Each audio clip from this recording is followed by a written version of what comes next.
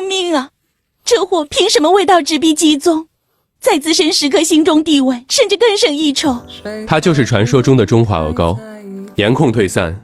这货丑得相当任性，可在懂行的人眼中，那就是神一般的存在，口感更是逆天的存在。肉质紧实又嫩滑，入口先是一丝淡雅的清香，紧接着浓郁鲜香在舌尖上疯狂绽放，这滋味谁吃谁知道。烹饪方法超简单，跟鸡肉一起炖煮，汤汁瞬间变得鲜香醇厚，每一口都是满满的幸福。和青椒爆炒，那味道好吃到舔舌头。不过重点来了，中华鹅膏和一些有毒鹅膏长得极为相似，记住，菌柄基部要是膨大或者进球形，千万别碰。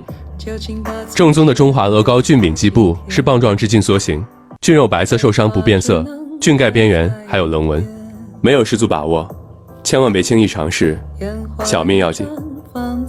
资深菇友们，快来评论区分享你们的采摘经验，让大家都能自由享受这份美味。